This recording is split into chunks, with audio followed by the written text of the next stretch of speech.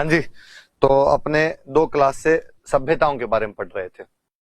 हमने कालीबंगा सभ्यता पढ़ी, आहड़ सभ्यता पढ़ी, अब जनपद कल शुरू कर दिए थे मैंने। मत्स्य महाजनपद के बारे में खूब सारी बातें बता दी थी। थोड़ी थोड़ी बातें मैंने आपको कुरु और सूरसेन महाजनपद के बारे में बताई थी। आज मैं आगे वाला शुरू करवाता हूँ, आज इसको खत्म कर लेते हैं यार अपने। और कौन कौन से, तो भारत में 16 बड़े महाजनपद थे। उन महाजनपदों में से 3 अपने राजस्थान में हुआ करते थे, तीनों का मैंने बता दिया। पर ऐसा तो है नहीं कि केवल बड़े राज्य थे, छोटे राज्य भी हुआ करते थे। तो छोटे राज्य कौन कौन से थे उनकी अपने बात कर लेते हैं। तो जैसे मैं एक सबसे पहले जिसे एक जनपद की बात करना चाहूंगा, वो जनपद मैं लूंगा सीवी।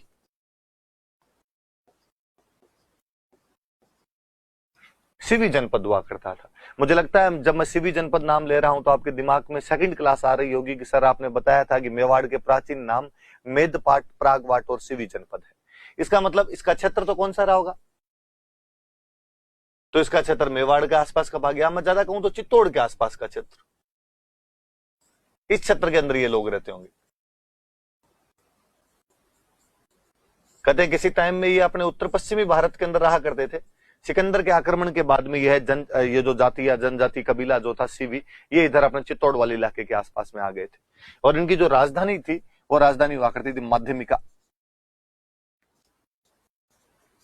जिसको आजकल अपने नगरी कहते हैं। अब नाम इसका नगरी मिलता है, बाकी ये माध्यमिका थी।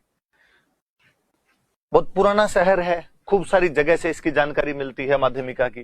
जैसे माध्यमिका की जानकारी आपको पाणिनि के अष्टाध्यायी से मिलती है।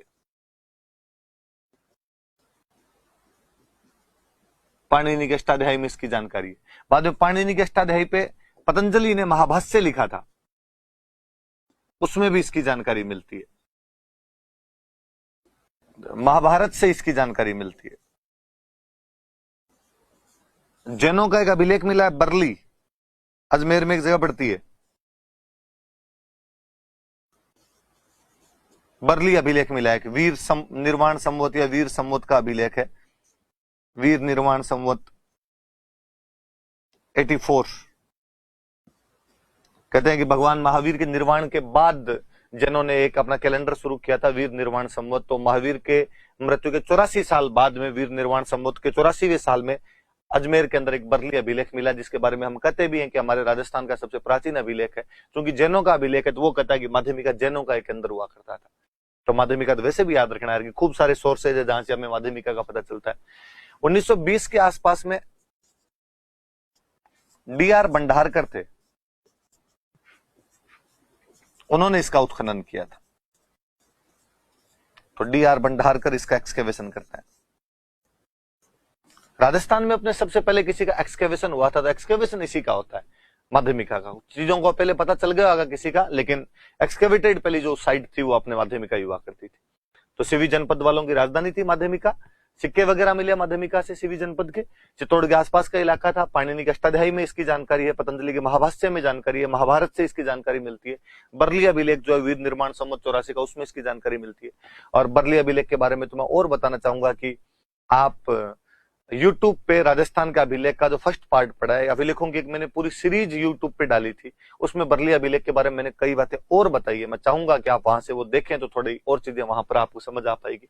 बाकी ये थोड़ी सी अपने ध्यान रख लेना माध्यमिका के बारे में कौन कौन सी बातें थी। मैं और बताना चाहूँ तो जिसको आज अपने अब तो इसको नगरी बोलने लग गए। मैंने आपको बताया था कि नगरी में खूब बड़े बड़े से पत्थर मिले हैं, और उन्हीं पत्थरों में से कुछ पत्थर जो है वो गोसुंडी के अंदर ले गए थे। गोसुंडी पास में पड़ता है, तो श्रृंगार कंवर वाली जो गोसुंडी वाली बावड़ी है, तो कहते हैं उसके जो पत्थर है वहां नगरी से ले जाके वहां पर लगाए गए थे। और गोसुंडी में जो अभिलेख मिला हमें, तो वो भी कहते हैं कि वो अभिलेख वाला भाटा पहले इधर था, नगरी के अंदर था, और फिर वहां पर लेके चले गए थे, जिसमें हमें भागवत धर्म की जानकारी वाली इन चीजें मिलती है।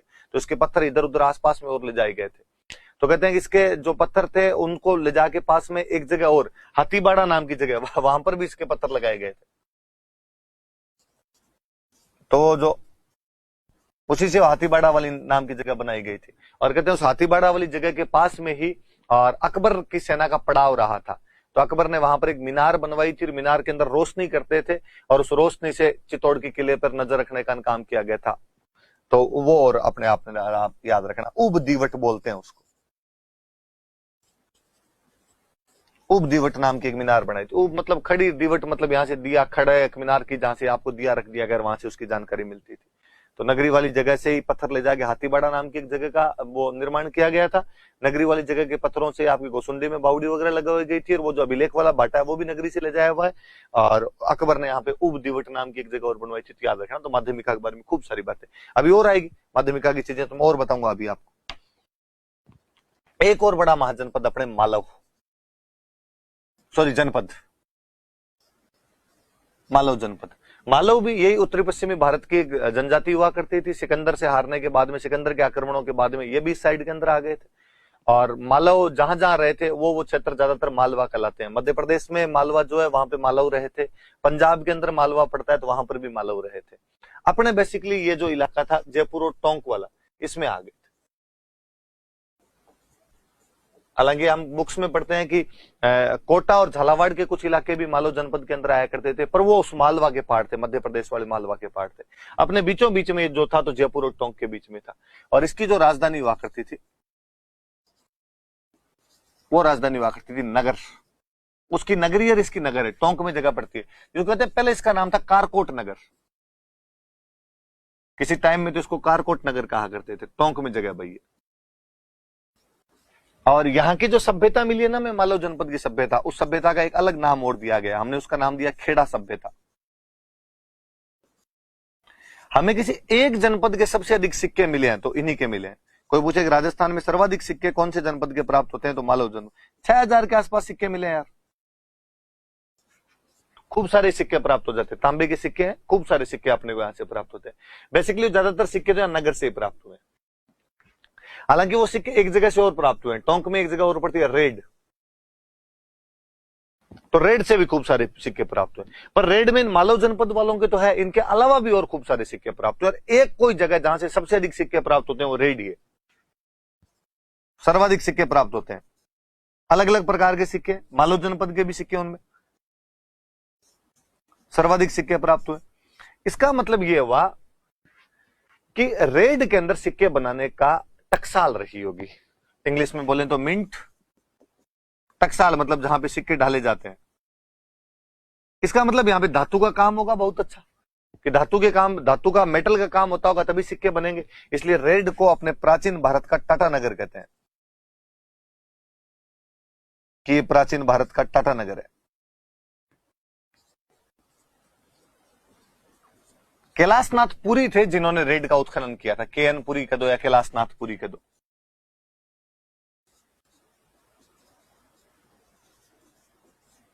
कि कैलाशनाथ पुरी ने इसका उत्खनन किया था, एक्सकेवेशन किया था। वापस देखना, जो मालव जनपद था वो जयपुर और टोंक वाले क्षेत्र के अंदर पड़ता है। मालव जाति द्वारा बसाया गया इसको। राजधानी इसकी नगर, या पहले का जो कारकोट नगर था टोंक में वो था।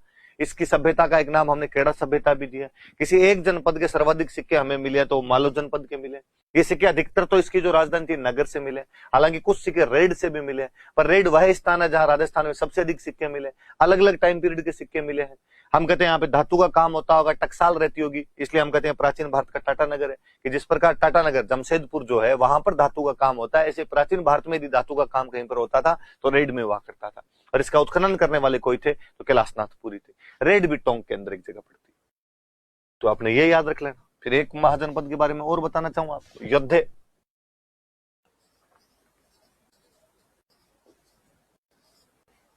योद्धे जनपद, यह भी उत्तर पश्चिम भारत की एक जाति थी। सिकंदर वाले आक्रमणों के बाद में अपने नीचे की तरफ उतर के आई थी, गंगानगर और हनुमानगढ़ वाले इलाके में। ये क्षेत्र याद रखना है इनके, सीधे सीधे कोई उठा के पूछ लेंगे। श्री गंगानगर और हनुमानगढ़ वाले इलाके के अंदर ये लोग रहा करते थे।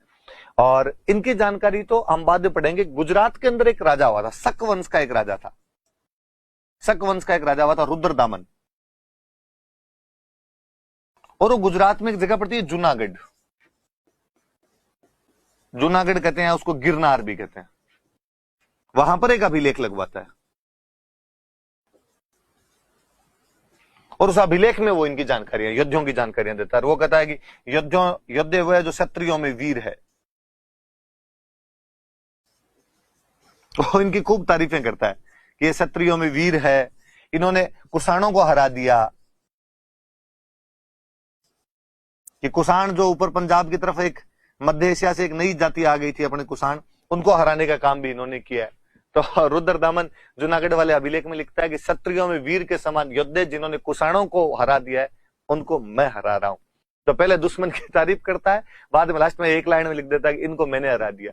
एक आदमी खुद की खुद तारीफ करे तो अजीब सा लगता है कि मैं ये हूं, मैं ये हूं। इसने पहले कहा कि ये देखो योद्धे जो ये बहुत शक्तिशाली है भाई, ये क्षत्रियों में वीर के समान है, योद्धे हैं जिन्होंने कुषाणों को भारत में आगे नहीं बढ़ने दिया, छोटी मोटी चीज नहीं है। फिर एक लाइन में धीरे से नीचे लिखा मैंने इनको हराया। तो ये जो जानकारी है रुद्रदामन अपने जूनागढ़िया गिरनार अभिलेख के अंदर देता है। आप एंशिएंट पढ़ोगे तब और पढ़ोगे कि जूनागढ़िया गिरनार अभिलेख, यहाँ पर एक सुदर्शन झील है, तो सुदर्शन झील की जानकारी देने के लिए अभिलेख वगैरह लगवाए गए थे।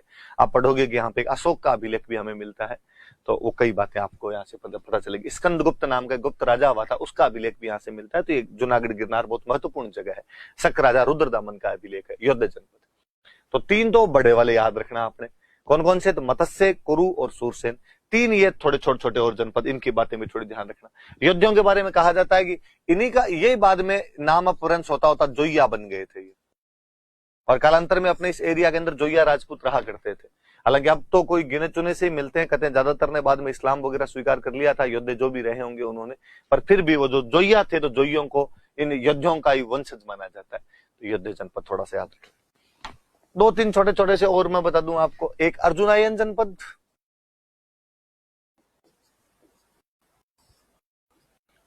एक आपके हो जाएगा ये कल सालवा में बता ही रहा था आपको, और एक जनपद को राजन ने। अर्जुनायन के लिए तो ये कहा जाता है कि अर्जुन के वंशजों का जनपद था, और शुरुआत के अंदर अलवर भरतपुर वाले इलाके के अंदर था, पर बाद में हम कहते हैं कि इनके कुछ वंशज सिक्कर में भी आगे बस गए थे। सिक्कर में जो तोरावाटी वाला इलाका है बेसिकली, जिसको हम तोरावाटी कहते हैं, कांतली नदी के प्रवाह क्षेत्र वाला जो इलाका है, कि तंवर राजपूत यहाँ पर थे। तंवर राजपूतों की वजह से तंवरावाटी थी, तंवरावाटी का तोरावाटी बन गया। उन तंवरों या के लिए कहा जाता है कि वो अर्जुन के वंशज थे, तो वो जहां पर गए वो भी अर्जुनायन है। पर बेसिकली शुरुआत में लोग अलवर भरतपुर के आसपास में, मथुरा के आसपास वाले इलाके से इनके सिक्के वगैरह भी हमें प्राप्त होते हैं, पर राजस्थान में यही जानकारी। सालवों के बारे में कल मैंने आपको बता दिया था, ये जनपद अलवर में था और अपनी अस्पष्ट सीमा को लेकर मत्स्य जनपद से लड़ाइयां करता रहता था। राजन ने जनपद भरतपुर के अंदर हुआ करता था, ये जनपद भरतपुर में था। तो बेसिकली जनपदों के बारे में जो अपने पास में बड़ी बड़ी सी जानकारियां, वो इतनी जानकारियां। कल तीन बड़े वाले मैंने बता दिए थे, आज ये थोड़े से मालव और सीवी के बारे में थोड़ी और बातें ध्यान रखना, बाकी की थोड़ी थोड़ी बातें मैंने आपको बता दी। इसके बाद में अगला काल आ जाता अपना मौर्य काल।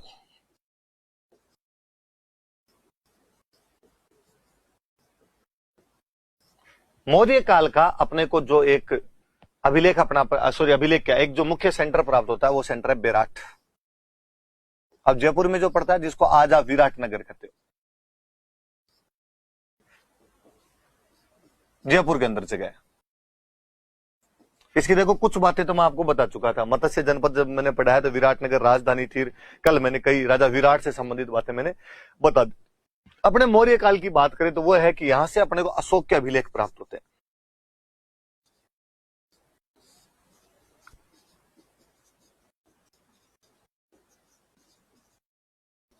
यहां से अशोक के अभिलेख प्राप्त हुए हैं अपने को।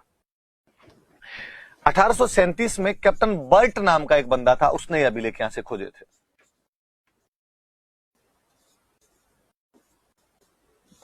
कैप्टन बर्ट को ये अभिलेख मिले थे। कहते कैप्टन बर्ट एक मुख्य, दो अभिलेख है बेसिकली यहां पे, पर सबसे मुख्य एक अभिलेख है। दूसरे वाले में को ज्यादा जानकारियां नहीं है, एक में ज्यादा अच्छी जानकारी है। दो अभिलेख मिले, एक अभिलेख मिला बिजक की पहाड़ी से कैप्टन बर्ट को, दूसरा अभिलेख मिला वो मिला भीमसेन पहाड़ी से।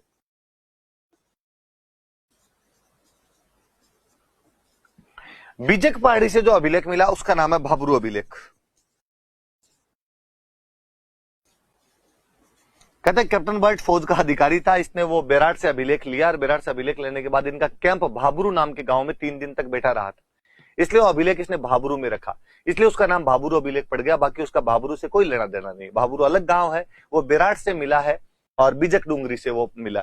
बाद में कलकत्ता म्यूजियम में इसको भेज दिया गया था, इसलिए इस अभिलेख का एक और नाम बेराट कलकत्ता अभिलेख है। ये अच्छा अभिलेख है।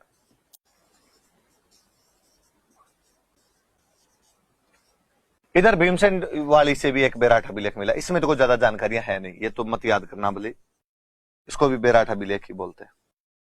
पर 2 अभिलेख मिले, इतना थोड़ा सा अपने को याद रहे। ये थोड़ा याद रखना कि बीजक पहाड़ी पे भाबरू अभिलेख किसको मिला, तो कैप्टन बर्ट को मिला। और कब मिला, तो 1837 के अंदर मिला। और इस अभिलेख के अंदर अशोक 2-3 बातें कहता है। एक तो अशोक इसके अंदर कहता है कि मैं मगध का राजा हूं, तो अशोक को इसमें मगध का राजा लिखा गया, क्यों घोषणा करता है कि मैं मगध का राजा हूं। इसी अभिलेख के अंदर अशोक लिखता है कि बुद्धम शरणम गच्छामि, संघम शरणम गच्छामि, धम्मम शरणम गच्छामि। बुद्ध की शरण में जाओ, संघ की शरण में जाओ, धम्म की शरण में जाओ। भगवान बुद्ध की जो कोचिंग थी उसका नाम ही संघ था। धम्म, अशोक ने एक कोड ऑफ कंडक्ट बनाया था, क्या करना चाहिए क्या नहीं करना चाहिए, उसकी जो आचार संहिता थी, नैतिक संहिता थी, उसको धम्म कहा जाता है। वो कहता है भगवान बुद्ध को फॉलो करो, मतलब बौद्ध धर्म को फॉलो करो, उनकी कोचिंग संघ को ज्वाइन कर लो, और धम्म जो मैं चला संगम शरणम गच्छामि वाली जो लाइनें हैं, ये आपको यहीं से प्राप्त होती है, इस बेराट वाले अभिलेख से प्राप्त होती है, जिसको हम भाबरू अभिलेख के नाम से जानते हैं, जो कि बीजक पहाड़ी पर 1837 में कैप्टन बर्ट को प्राप्त हुआ था। इसी अभिलेख के अंदर 7 बौद्ध ग्रंथों के नाम लिखे हुए, नाम तक बताए हुए। इसने बताया है कि साहब कौन कौन से नोट्स पढ़ने पड़ेंगे, तब जाके आपका सिलेक्शन होगा, वरना तो आपका सिलेक्शन नहीं होगा। तो 7 अभिलेख वहां से अपने को प्राप्त होते हैं। सॉरी, इस अभिलेख में 7 बौद्ध ग्रंथों के नाम प्राप्त होते हैं। तो सिलेबस और समझाया भाई ने कि क्या पढ़ना चाहिए, आपको क्या नहीं पढ़ना चाहिए।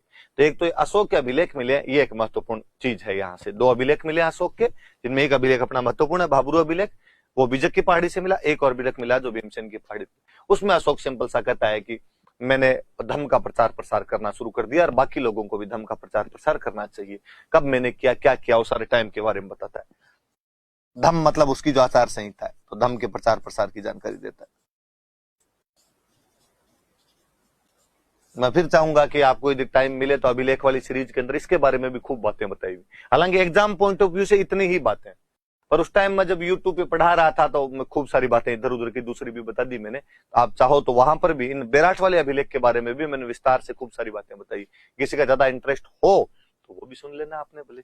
तो एक तो बेराट में अशोक वाले अभिलेख की सीधी सीधी सी ये बात, 2 बातें याद रखनी। मगध का राजा कहा गया, बुद्ध संघ और धम्म में अपनी निष्ठा व्यक्त करता है, 7 बौद्ध ग्रंथों की जानकारी देता है। अब जब ये 1837 में यहाँ पर मिला, तो आप यदि राजा महाराजा चेक करेंगे तो उस समय अपने राम सिंह सेकंड अपने यहाँ पे राजा हुआ करते थे जयपुर में। जयपुर के अंदर आता था, तो राम सिंह सेकंड ने कहा यार ये गोरे यहाँ से ठीक उखाड़ उखाड़ के लेके जा रहे हैं, अपने भी पता लगाओ कुछ मिलता है कि नहीं मिलता है। तो राम सिंह, जयपुर के राजा जो राम सिंह सेकंड थे, उन्होंने भी यहाँ पर उत्खनन करवाया था। उनके टाइम में यहाँ पर उत्खनन करवाया गया, और जब उत्खनन करवाया गया तो यहाँ पर एक सोने की छोटी सी संदूक मिली, स्वर्ण मंजूसा। मंजूसा मतलब संदूक, और उसके अंदर यू राख सी है, और ऐसा कहा जाता है कि शायद भगवान बुद्ध के अवशेष है, रेमनेंट्स ऑफ लॉर्ड बुद्धा। और ऐसा माना जाता है कि भगवान बुद्ध के मरने के बाद में उनके जो राख थी, उसके जो अवशेष थे, उनको अलग अलग स्थानों पर ले जाकर रखा गया था। अलग अलग स्थानों पर ले जाके स्तूपों के अंदर उसको वहां पे जमाया गया था, लोग उनकी पूजा किया करते थे। तो बेराट भी बौद्ध धर्म का एक मुख्य केंद्र था। इसीलिए अशोक जो अपना है वो यहाँ पर अभिलेख लगवा रहा है बौद्धों को इंप्रेस करने के लिए, और वो कहता देखो मैं भी आपके बुद्ध भगवान को कितना मानता हूं, और इसीलिए यहाँ पर स्तूप वगैरह रहा होगा जिसके अंदर भगवान बुद्ध के अवशेष रहे होंगे। ऐसी एक बात कही जाती है कि वो स्वर्ण मंजूसा यहाँ पर मिली थी। गौरव ने करवाया 1936 में। दयाराम साहनी अपने यहाँ पर उत्खनन करते हैं बाद में, जब सिंधुगढ़ सभ्यता की खोज हो गई थी, उसके बाद कहा भाई यहाँ और पता लगाया जाए, तो दयाराम साहनी ने यहाँ पर उत्खनन किया था। और ज्यादा चीज तो कोई मिली नहीं मिली, पर एक तो पहाड़ियां हैं, पहाड़ियों में कुछ ना कुछ लिखा हुआ है। जो वो जब आप लिखा हुआ देखोगे तो ऐसे लगेगा जैसे शंख जो होता है, शंख जो बजाया जाता है अपने, तो शंख की आकृति में लोग लिखा करते थे। तो यहां से शंख लिपि प्राप्त होती है। तो कोई आपसे सिंपल सा पूछेगा कि बेराट की लिपि को क्या कहा गया है, तो उसे शंख लिपि कहा गया। एक यहाँ के वो जो चट्टाने हैं उनके अंदर हमें खूब सारे चित्र मिले, सेल चित्र, रॉक पेंटिंग्स, खूब सारी रॉक पेंटिंग्स भी हमें यहाँ से प्राप्त होती है। तो बेराट के बारे में ये बातें भी याद रखना भाई। एक तो बेराट में अशोक वाले अभिलेख मिले हैं, 2 अभिलेख अपने को, एक तो बीजक पहाड़ी से, एक भीमसेन की पहाड़ी से, उसको भाबरू अभिलेख कहा जाता है। बेराट कलकत्ता अभिलेख भी कहा जाता है क्योंकि बाद में कलकत्ता भेज दिया था उसको। एक बेराट अभिलेख और है दूसरा, उसमें तो धम्म की बातें करता है। इधर वाले में वो कहता है कि बुद्ध, संघ और धम्म तीनों में मैं विश्वास रखता हूँ, और 7 बौद्ध ग्रंथों की जानकारी देता है, खुद को मगध का राजा बताता है वो। तो वो थोड़ी बातें याद रख लेना। और राम सिंह सेकंड ने उत्खनन करवाया, एक स्वर्ण मंजूसा मिली जिसमें शायद भगवान बुद्ध के अवशेष रहे हुए होंगे, 1936 में दयाराम साहनी ने उत्खनन किया था। यहाँ की जो लिपि है उसको संख लिपि कहा गया है। यहाँ की चट्टानों में हमें चित्र मिले तो रॉक पेंटिंग्स प्राप्त होती।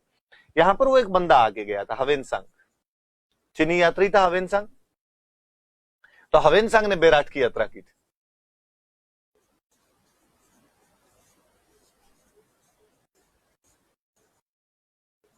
और वो इसका नाम और बताता अपनी चाइनीज लैंग्वेज, पी लो ये ते लो।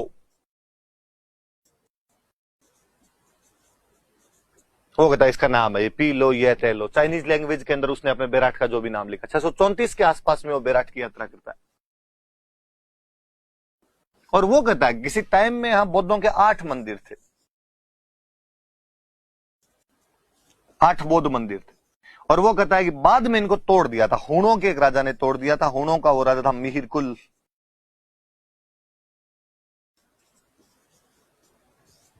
कि मिहिरकुल ने बाद में इनको तोड़ दिया था, ऐसा वो कह के गया। मिहिरकुल हुण था, हुण बौद्धों के शत्रु हुए, भगवान शिव के भक्त हुआ करते थे। तो हो सकता है मिहिरकुल ने ये कांड कर दिया, इसमें कोई बड़ी बात तो नहीं। तो ये हवेनसांग की भी थोड़ी सी जानकारी है। बेराट की यात्रा की थी 634 के आसपास में। पी लो ये ते लो अपनी चाइनीज लैंग्वेज के अंदर वो इसको लिखता है ऐसा। 8 बौद्ध मंदिरों की उपस्थिति बताता है यहाँ पर वो। और वो कहता है कि हुण राजा मिहिरकुल ने बाद में इनको तोड़ दिया था क्योंकि वो बौद्धों के शत्रु थे। मौर्य बेराट के बारे में तो लंबी बातें मिलती है अपने को कि बेराट के मौर्यों के टाइम से जानकारी मिलने लगती है। हवेनसांग बहुत बाद में आया था, हर्षवर्धन के शासनकाल में आया था। वहां तक की अपने को जानकारी बेराट से कुछ ना कुछ मिल जाती है। पर चूंकि हम तो अभी मौर्य काल पढ़ रहे हैं, तो मौर्य काल तो खत्म हो गया, कभी का कभी खत्म हो जाता है। 185 बीसी के आसपास ही मौर्य काल खत्म हो जाता है। पर मौर्यों के बारे में अपने राजस्थान में थोड़ी जानकारियां और मिलती है अपने को। जैसे तो मौर्यों के बारे में एक जानकारी यह है कि किसी चित्रांग मौर्य नाम के राजा ने अपने चित्तौड़ का किला बनवाया था। चित्रांग मौर्य ने चित्तौड़ किले का निर्माण करवाया था।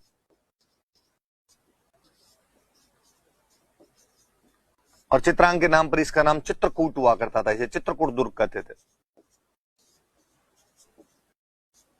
यह भी है कि उसने यहां पर एक तालाब बनवाया था और उस तालाब का नाम था चतरंग, चतरंग पौंड बनाया था। ये जितनी भी जानकारी है हमें इसके बारे में, ये एक बुक से मिली है, कुमारपाल प्रबंध। कुमारपाल प्रबंध नाम की किताब है, उससे ये जानकारी मिलती है।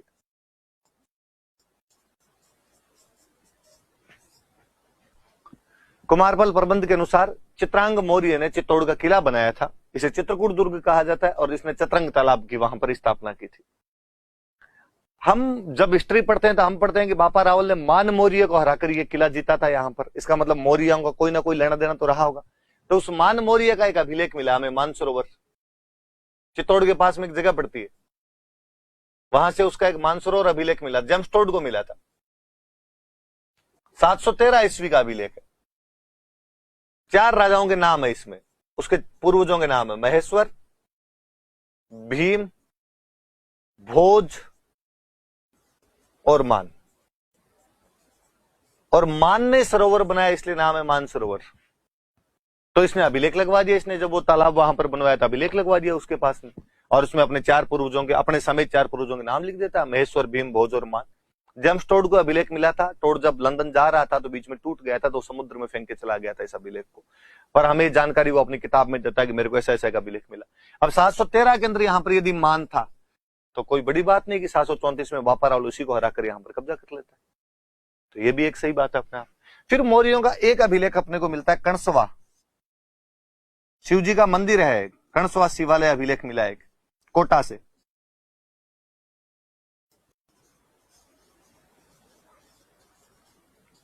सात सौ 38 ईस्वी का अभिलेख है। इसमें फिर एक मौर्य राजा का नाम है, वो मौर्य राजा धवल, मौर्य राजा धवल की जानकारी मिलती है। और ये राजस्थान में मौर्यों के बारे में अंतिम जानकारी है। इसके बाद में हमें मौर्यों के बारे में कोई भी जानकारी राजस्थान के अंदर नहीं मिलती।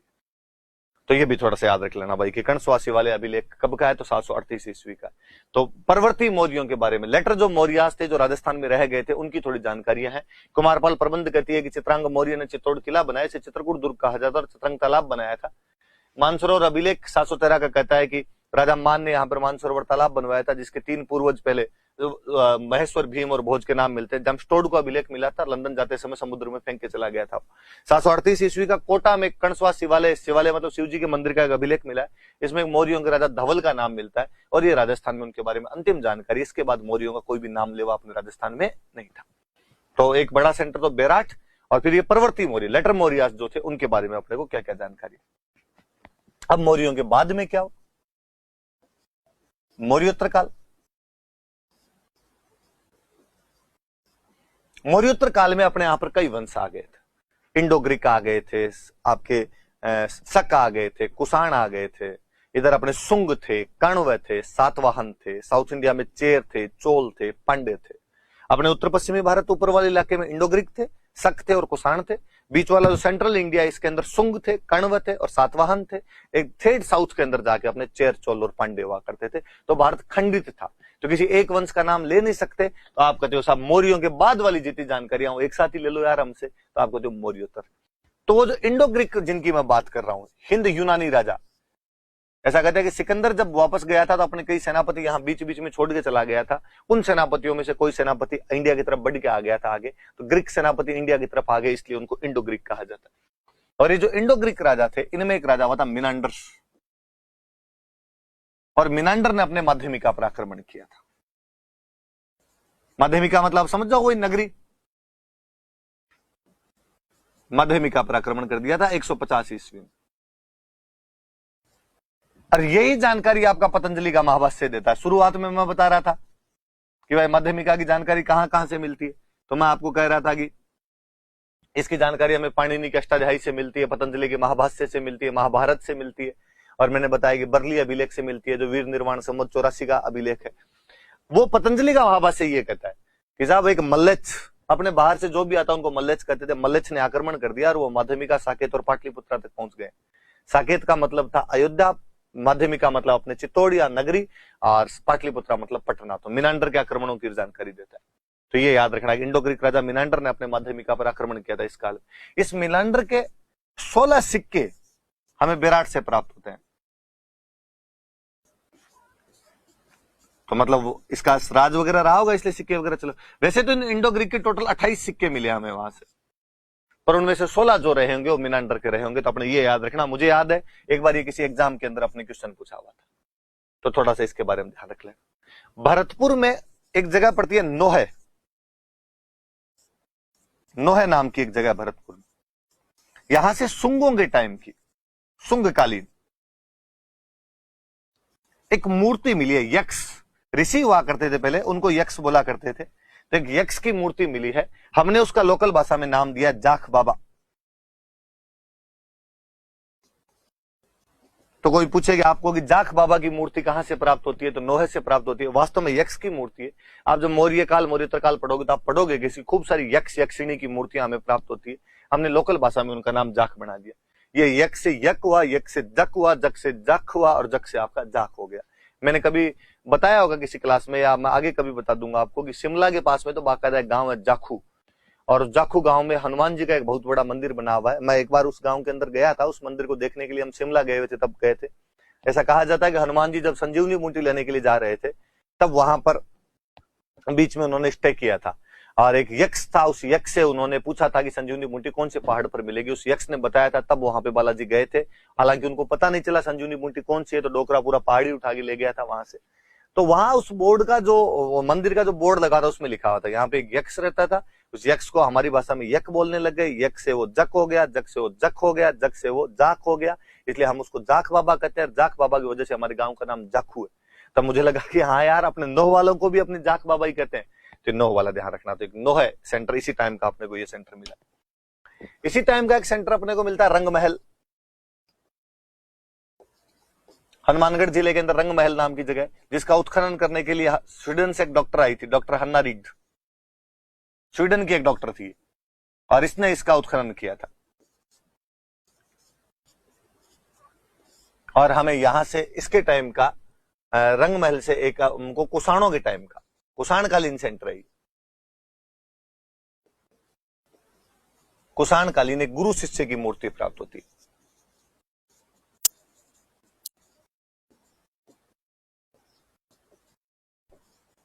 गुरु शिष्य की मूर्ति यहां से प्राप्त होती थी। ये थोड़ा सा एक याद रख लेना कि रंग महल का उत्खनन किसने किया, डॉक्टर हन्ना रीड ने किया था। हनुमानगढ़ जिले में एक जगह पड़ती है, और कुषाणकालीन गुरु शिष्य की मूर्ति प्राप्त होती है। नोहे से सुंगकालीन है, यक्ष की मूर्ति है, यहाँ से कुषाण कालीन है और गुरु शिष्य की मूर्ति है। बस मौर्योत्तर काल में 3 ही जानकारियां अपने पास, और कोई जानकारी नहीं।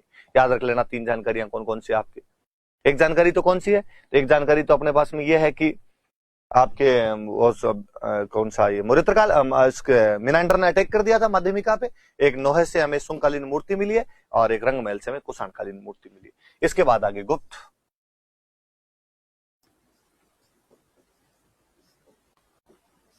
काल। गुप्त काल में राजस्थान में सबसे बड़ा कोई सेंटर था तो वो सेंटर था बयाना। बयाना एक सेंटर हुआ करता था और बयाना के अंदर समुद्रगुप्त ने कहते हैं आक्रमण किया था और समुद्रगुप्त ने यहां पर विजय स्तंभ बनवाया था। हम कहते हैं हमारे राजस्थान का पहला विजय स्तंभ है। ये याद रखना है एक तो कि बयाना भरतपुर में एक जगह पड़ती है, यहां से समुद्रगुप्त का जो एक विजय स्तंभ हमें प्राप्त होता है कि समुद्रगुप्त यहां पे अटैक करता है और उसने विजय स्तंभ का निर्माण करवाया। बाद में गुप्तों का कोई एक उत्तराधिकारी या सामंत का, दो एक सामंत हुआ था विष्णुवर्धन, उसका यहां पे राज रहा था, वह वरिक वंश का था।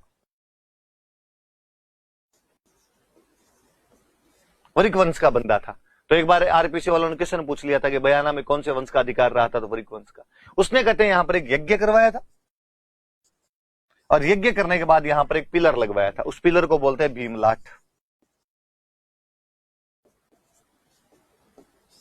ये थोड़ी सी बात याद रह जाए आपके कि बयाना के अंदर विष्णुवर्धन नाम का एक वरिक वंश का राजा जो गुप्तों के सामंत के रूप में यहां पे काम कर रहा होगा, उसने यहां पर एक यज्ञ करवाया था और भीमलाट नाम का एक पिलर लगवाया था। 392 ईस्वी का अभिलेख मिलता है बाकायदा इसका, विजयगढ़ अभिलेख है, विजय मंदिर गढ़ अभिलेख कहते हैं। बयाना का नाम विजय मंदिर गढ़ था। कहते हैं यहां पर बाद में एक प्रतिहार राजा हुए थे लक्ष्मण सेन, और उन लक्ष्मण सेन की एक रानी थी चित्रलेखा, और रानी चित्रलेखा ने यहां पे उषा मंदिर का निर्माण करवाया था। भगवान कृष्ण के एक वंशज हुए थे अनिरुद्ध, अनिरुद्ध की जो रानी थी उनका नाम उषा था, उनके नाम पर उषा मंदिर का निर्माण करवाया गया था। रानी चित्रलेखा जो लक्ष्मण सेन जो प्रतिहार राजा थे उनकी रानी हुआ करती थी, उसके द्वारा करवाया गया था। बयाना के बारे में एक याद रखने वाली बात यह कि बयाना अपने मध्य काल में नील की खेती का सबसे मुख्य केंद्र था। इंडिगो एग्रीकल्चर खूब सारी हुआ करती थी, यहां पे नील की खेती हुआ करती थी। नील की खेती का मुख्य केंद्र हुआ करता था। बयाना में गुप्तों के सबसे अधिक सिक्कों का ढेर मिला है। बयाना के पास में एक जकली एक जगह पड़ती है नगला छेल, वहां नगला छेल से गुप्त सिक्कों का ढेर मिला है। गुप्तों के सबसे अधिक सिक्के यहां से मिले। तो इसका मतलब जो बयाना है गुप्तों का मुख्य केंद्र रहा होगा।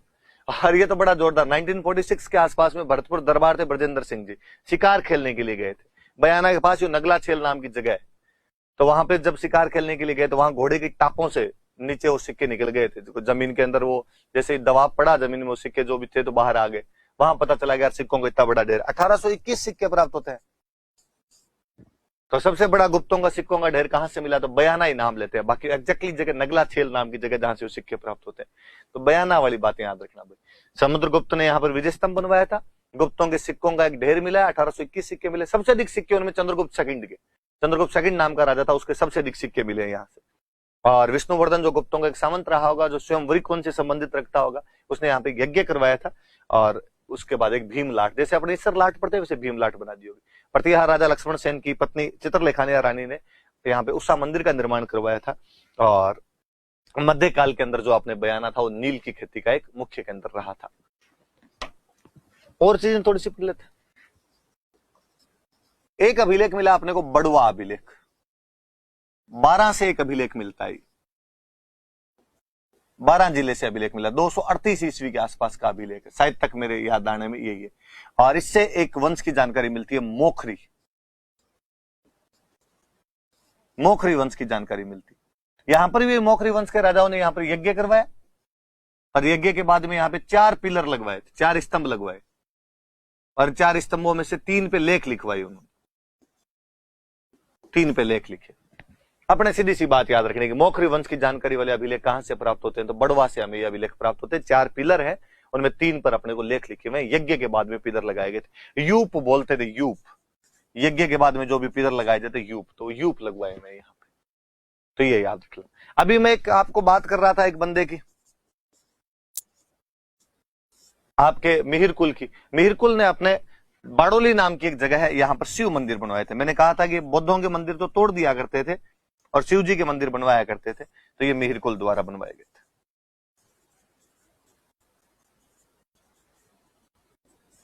गुप्तों के लास्ट टाइम में जाके खून आने शुरू हो गए थे, तो उनके टाइम की बात है, तो ये भी याद रख लेना आपने।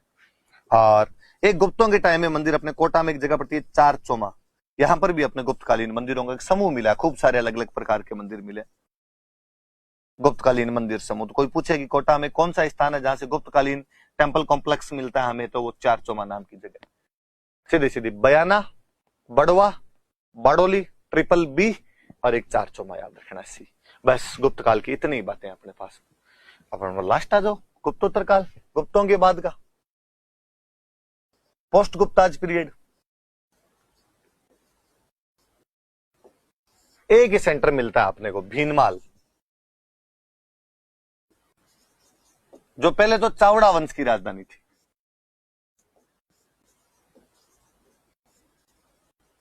चावड़ा राजपूत हुआ करते थे, उनकी राजधानी थी। चावड़ा कहते हैं, या इन चावड़ों को चाप कहते हैं, या इनको चापोतकट कहते हैं। कई जगह से इनकी जानकारी भी मिल जाती है, जैसे एक तो बसंतगढ़ वाला अभिलेख जो पहली क्लास में हम बात करते हैं, उस बसंतगढ़ वाले अभिलेख के अंदर इसी बातें हैं कि चावड़ों का एक राजा था वरमलात, और वरमलात का एक सामंत था राजिल, और वह अर्बुद देश का स्वामी है।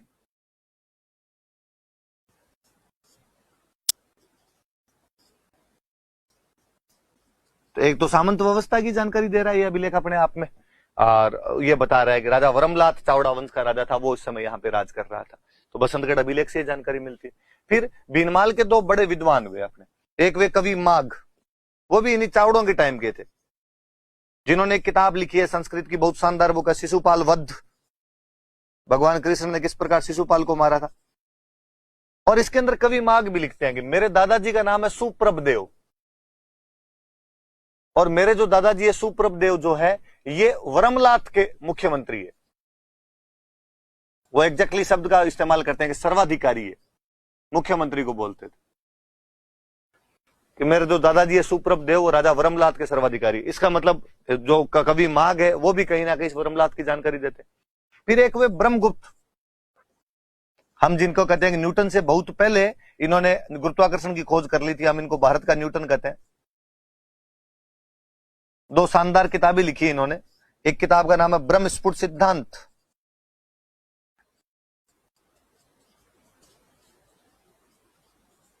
एक किताब का नाम है खंड खाद्यक।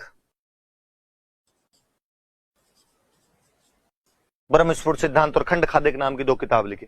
ब्रह्मस्फुट सिद्धांत के अंदर वो लिखते हैं कि यहां पर एक राजा है, उसका नाम है व्याघ्रमुख, और वो चाप वंश का राजा है। और ये बसंतगढ़ वाले अभिलेख के 3 साल बाद का वो जानकारी है ये अपने आप में। इसका मतलब वरमलात के जस्ट बाद में वहां पर कोई राजा बना होगा, तो कौन बना होगा? व्याघ्रमुख। तो चावड़ों के बारे में अपने को जानकारी भी मिलती। तो मुझे याद एक बार ये भी क्वेश्चन था कि भीनमाल में कौन से वंश का शासन रहा था, तो चावड़ा वंश का शासन रहा था यहाँ पे। चावड़ों से बाद में भीनमाल को छीन लिया था गुर्जर प्रतिहारों ने, तो ये बाद में गुर्जर प्रतिहारों की राजधानी भी रहा था। कहते गुर्जर प्रतिहार भी यहां पर रहे थे, तो उनकी भी राजधानी। फिर आपका वही अवेनसांग, वो इधर भी चक्कर काट के गया था, विराट की भी यात्रा की थी, उसने भीनमाल की भी यात्रा की थी। और भीनमाल का वो नाम देता है पीलो मोलो, उसका पीलो ये तेलो, इसका देता हो पीलो मोलो। चाइनीज भाषा में जैसे ही नाम होंगे भाई, तो उसने इधर भी यात्रा की थी। तो भीनमाल के बारे में थोड़ी बातें याद रखना कि भीनमाल चावड़ा वंश की राजधानी थी। इसे चाप वंश, चापोतकट वंश भी कहा जाता है, जिनकी जानकारी हमें बसंतगढ़ अभिलेख से मिलती है, जिसके अनुसार राजा वरमलात के सामंत राजिल को अर्बुद देश मतलब आबू का स्वामी घोषित किया गया था, जो एक तरीके से सामंत व्यवस्था की जानकारी देता है। राजस्थानी आदित्य शब्द भी हमें सबसे पहले इसी के अंदर मिलता है, और चावड़ा वंश की जानकारी मिलती है। कवि माघ जो यहीं के रहने वाले थे, शिशुपाल वध के अंदर लिखते हैं, जब अपनी जानकारी देते हैं कि मेरे दादाजी जो थे सुप्रभदेव वो राजा वरमलात के सर्वाधिकारी थे। और इस अभिलेख के 3 साल बाद ब्रह्मगुप्त ने अपने ब्रह्मस्फुट सिद्धांत लिखी, जिसमें वो यहाँ पे चाप वंश के राजा व्याघ्रमुख का उल्लेख करते हैं। और जो ब्रह्मगुप्त थे उनको हम भारत का न्यूटन कहते हैं। इनकी एक और किताब, उस किताब का नाम है खंड खाद्यक, और ये बाद में गुर्जर प्रतिहारों की राजधानी बन गई थी। हवेनसांग इधर भी यात्रा करता है और हवेनसांग ने इसको पीलो मोलो कहा है। यह हो गया अपने गुप्तोत्तर काल की ज्यादातर जो जानकारियां हैं, ये एक ही जानकारी थी अपने पास। अब बड़े बड़े सेंटर तो ये हो गए, थोड़े कुछ सेंटर बीच बीच में से और रह गए, मैं उनकी जानकारी दे देता हूं। जैसे एक सेंटर है अपने गणेश्वर, गणेश्वर सीकर जिले में, कांतली नदी के किनारे। आरसी अग्रवाल सर ने इसका उत्खनन किया, तांबा मिला, खूब सारा तांबा मिला, खूब सारा। हम तो कहते हैं वास्तव में हड़प्पा को तांबा इधर से जा रहा था, पास में खेतड़ी, तांबा मिलना ही है वहां से, तो यहां से कालीबंगा जाता, कालीबंगा से आगे हड़प्पा वालों को भेजा करते थे। और सबसे पुराने तांबे के उदाहरण अपने यहीं से मिलते हैं। तो हम कहते हैं ताम्र युगीन सभ्यताओं की जननी है, कि मदर ऑफ कॉपर सिविलाइजेशन कोई है तो गणेश्वर है, ताम्र युगीन सभ्यताओं की जननी। ये याद रखनी है एक बात। फिर ये सीकर में, फिर एक जगह अपने को मिली है सुनारी, ये वही झुंझुनू में है ये जगह, सेम कांतली नदी के किनारे। कांतली इन दो में बती है, ज्योग्राफी वाले सर और अच्छे से पढ़ाएंगे आपको। और यहां पे लोहे भट्टियों के प्राचीनतम अवशेष है, उधर तांबे के, इधर लोहे के, बस ये याद रखना है। लोहे भट्टियों के प्राचीनतम अवशेष, वो तांबे के प्राचीनतम अवशेष है, यहां से लोहे के। और ये तो कहते हैं कि लगभग वैदिक काल के आसपास की बस्ती थी, वैदिक बस्ती बताते हैं इसको, कि वैदिक बस्ती रही होगी यहां पे। फिर इसके बाद में और कोई जगह, एक जगह है ईसवाल, उदयपुर में, लोहे का काम यहां से मिला। और इसके बारे में तो कहा जाता है कि एक इंडस्ट्रियल सिटी थी, औद्योगिक नगरी थी एक।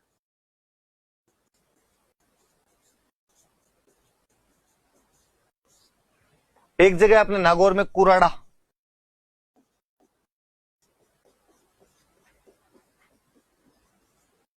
कुराड़ा नाम की जगह नागौर से, और इस कुराड़ा में औजार बनते थे खेती के खूब सारे, इसलिए इसको औजारों की नगरी कहा जाता है। और आगे जब मैं हस्तकला पढ़ाऊंगा तब मैं और बताऊंगा कि आज भी खेती के औजार सबसे अच्छे यदि कहीं पर मिलते हैं तो नागौर के अंदर है। इसका मतलब ये लगातार बनते आ रहे हैं, पहले भी यहाँ के लोग अच्छे औजार बनाते थे, अब भी वो यहाँ के लोग हैं जो अच्छे औजार बना लेते हैं। तो कुराड़ा नागौर को औजारों की नगरी कहा जाता है। फिर सेंटर के नाम है खाली, और तो कोई बातें हैं नहीं। एक सेंटर है जोधपुरा, जयपुर में पड़ता है, साबी नदी के किनारे है। इतना बस याद रखने वाली सी बात है। एक सेंटर है गणेश्वर, सॉरी गणेश्वर तो हो गया, नलियासर, ये भी सांबर के पास में जयपुर में। सेंटर के नाम को सीधा पूछ ले। एक हड़प्पा कालीन एक ही मिला है बरोर, श्री गंगानगर में। बस नाम याद रखना, कोई प्रीलिम्स में पूछ लेगा, हड़प्पा के अवशेष मिले हैं, मतलब हड़प्पा कालीन सभ्यता के अवशेष है ना, हड़प्पा का कहने का मतलब। एक सेंटर है जालोर में एलाना,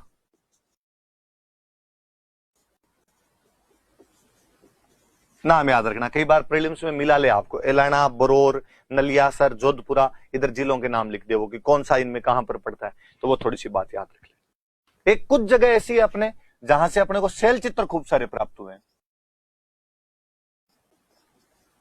बेसिकली तो ये एक तो कोटा के अंदर चंबल नदी के आसपास वाले इलाके में, और एक बूंदी में छाजा नदी के आसपास के इलाकों। तो थोड़े से जगह का नाम वगैरह याद रख लेना कि छाजा नदी के आसपास में कौन से हैं और ये दूसरे वाले कौन से हैं।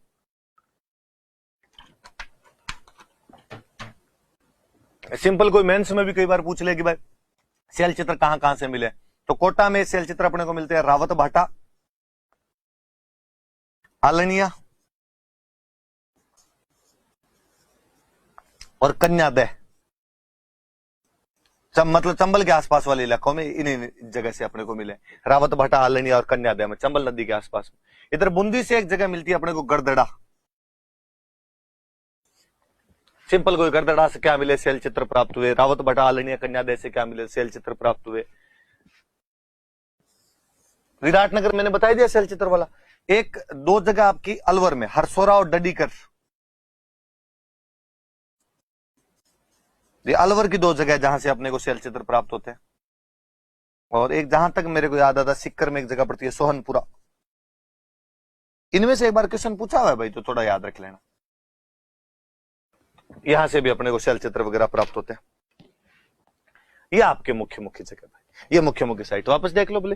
ये दो तीन तो नाम है, कुछ शैल चित्र कहां कहां से है। तो कोटा में चंबल नदी वाले क्षेत्र में, बूंदी में छजा नदी वाले क्षेत्र में, और ये रावत भटा आलनिया और कन्यादय। कन्यादय साइड तक जहां तक चेक करना 12 होना चाहिए। मेरे कोटा पता नहीं क्यों याद आ रहा है। रावत भटा और आलनिया तो कोटा में ही है। गरदड़ा बूंदी के अंदर जगह पड़ती है। हरसोरा डडीकर अलवर के अंदर है। सोहनपुरा अलवर में, सॉरी सोहनपुरा सिक्कर में, मैं गलत लिख गया, ये सिक्कर में।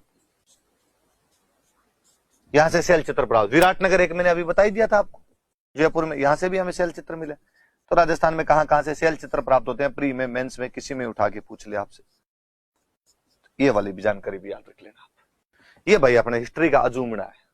हिस्ट्री यहां पर खत्म होती है। हिस्ट्री का अपने कोई टॉपिक नहीं बचा। हमने प्राचीन पढ़ ली, हमने मध्य पढ़ ली, हमने आधुनिक पढ़ ली। अब हम जो भी शुरू करेंगे वो टोटल चीजें कल्चर के अंदर पढ़ेंगे। Thank you.